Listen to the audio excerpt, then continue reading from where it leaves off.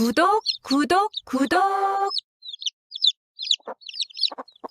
아이고, 이 미련한 것 도망도 안 가고 품고 있어. 삶의 지혜와 따뜻한 위로가 담긴 이야기의 숲, 담밤야화에 오신 것을 환영합니다. 우리는 종종 짐승을 미물이라 칭하며 하찮게 여기곤 합니다. 하지만 때로는 말 못하는 짐승이 인간보다 더 깊고 숭고한 사랑을 보여주어 우리를 부끄럽게 만들기도 합니다. 오늘 함께 나눌 이야기는 쏟아지는 비를 맞으며 자신의 생명을 바쳐 새끼를 지켜낸 어느 산골 농가 암탉의 위대한 모성애에 관한 이야기입니다.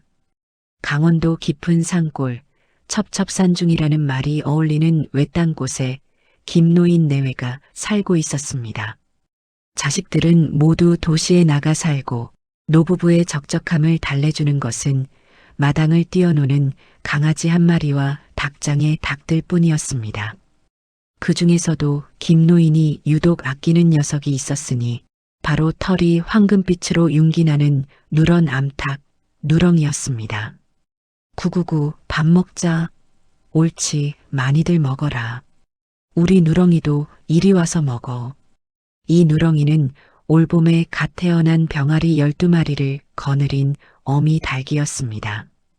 보통 닭들은 모이를 주면 제 배 채우기에 바빠 서로 쪼고 싸우기 일쑤지만 이 누렁이는 달랐습니다. 주인이 뿌려준 쌀알을 발견하면 자신은 먹지 않고 구구구 소리를 내어 병아리들을 먼저 불렀습니다. 저 기특한 것 좀 보게. 지 배도 고플 텐데 새끼들 먼저 먹이겠다고 부리로 모이를 잘게 쪼아주네 그려. 짐승이나 사람이나 애미 마음은 다 똑같은가 봅니다. 병아리들이 배불리 먹고 나서야 비로소 남은 부스러기를 쪼아 먹는 암탉. 행여나 솔개라도 하늘에 뜰라치면 가장 먼저 날개를 펴고 목청을 높여 새끼들을 치마폭 같은 날개 아래로 숨기는 녀석이었습니다.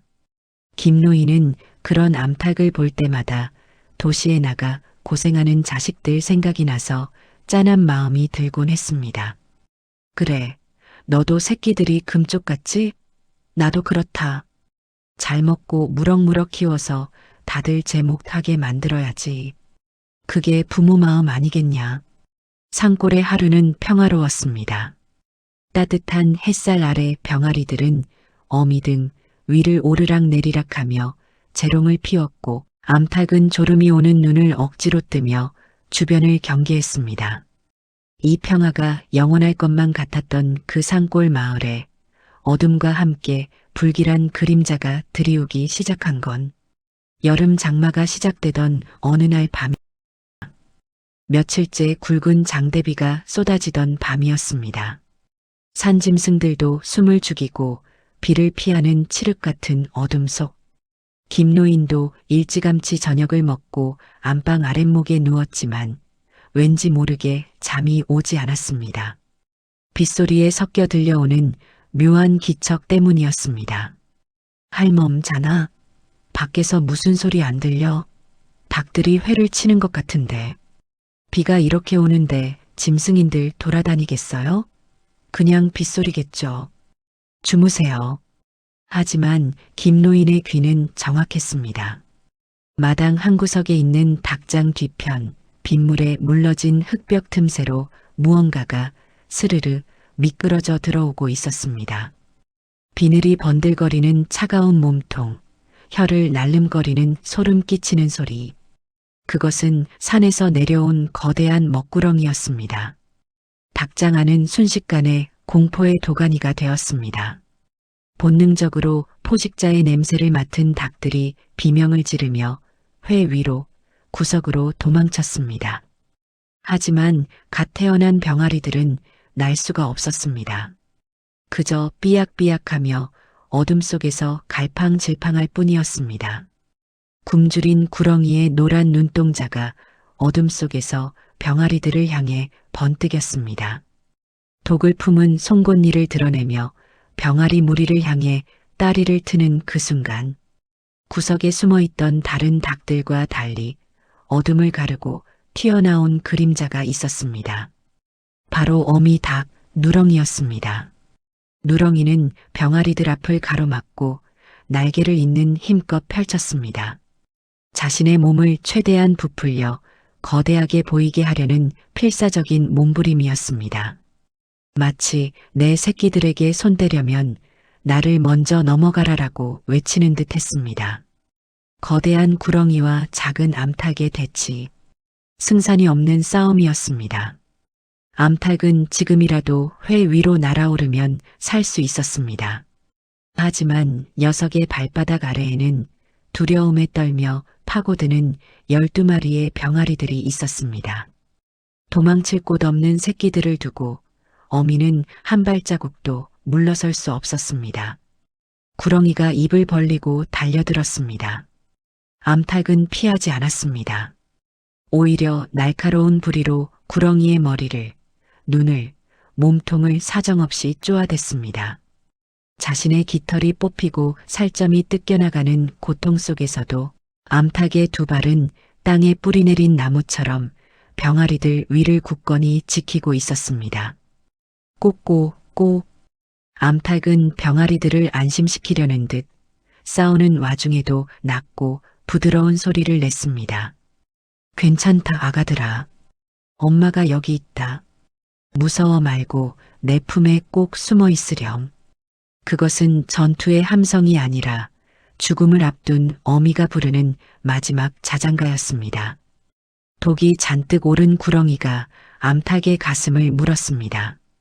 퍼지는 도끼, 흐려지는 의식, 하지만 암탉은 쓰러지는 그 순간까지도 날개를 접지 않았습니다.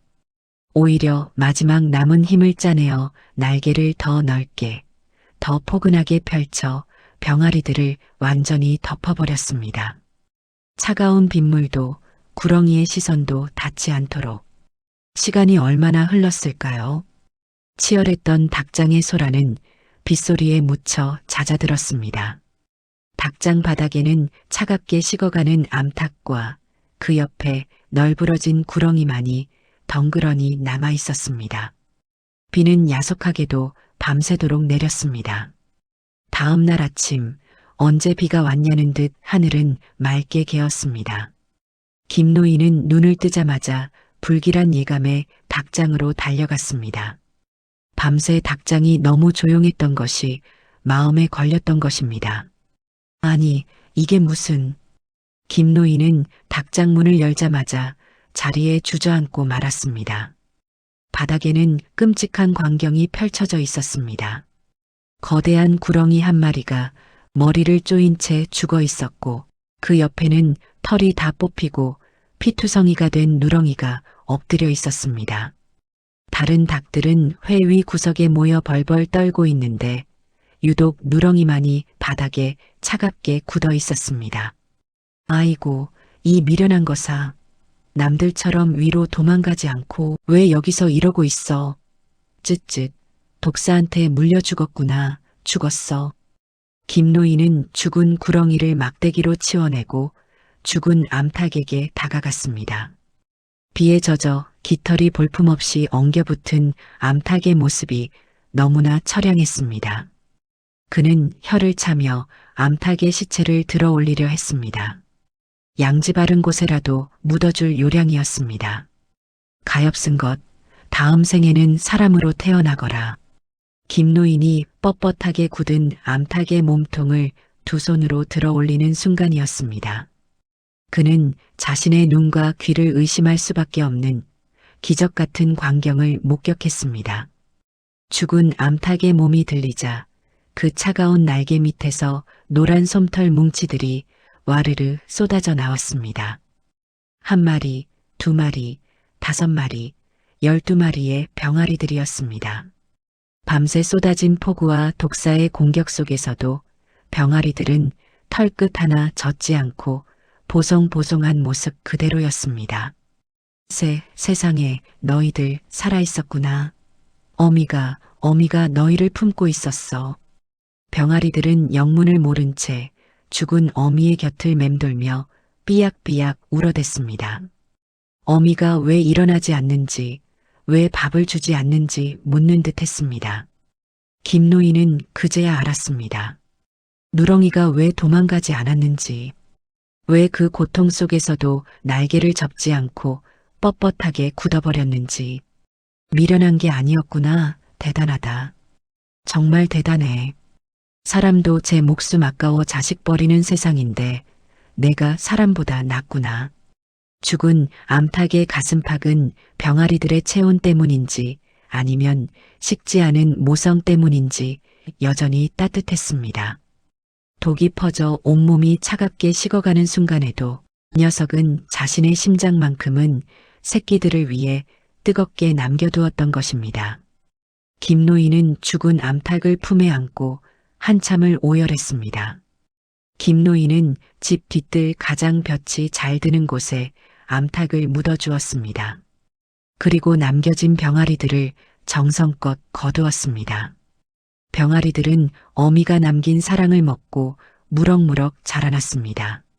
어느 날 마당을 노니는 닭들을 보며 김노인은 자식들에게 전화를 걸었습니다. 아범아, 그래, 밥은 먹고 다니냐? 별일 없고? 그래, 그냥 목소리 듣고 싶어서 전화했다. 아프지 말고 건강해라. 어미 닭의 희생은 김노인에게 그리고 우리에게 잊고 있었던 부모님의 사랑을 다시금 일깨워 주었습니다. 비바람이 몰아치고 맹수가 덤벼드는 세상 속에서도 우리가 안전할 수 있었던 건 자신의 모든 것을 바쳐 우리를 덮어주었던 부모님의 날개가 있었기 때문 아닐까요? 미물인 닭도 제 자식을 위해서는 목숨을 아끼지 않습니다. 하물며 우리네 부모님의 마음은 오죽하겠습니까? 어쩌면 지금 우리가 누리는 평온한 하루는 부모님이 묵묵히 거센 비바람을 막아내준 덕분일지도 모릅니다. 오늘 쑥스럽더라도 부모님께 안부 전화 한 통 드리는 건 어떨까요? 그 따뜻한 말 한마디가 부모님께는 세상 무엇보다 큰 보답이 될 테니까요. 오늘의 이야기가 여러분의 마음에 따뜻한 여운으로 남기를 바랍니다. 이야기가 감동을 주었다면 구독과 좋아요로 담밤야와의 다음 온기를 함께 나눠주십시오. 저는 다음 시간에도 삶의 지혜가 담긴 이야기로 다시 찾아뵙겠습니다. 언제나 담밤야와에서 당신을 기다리겠습니다.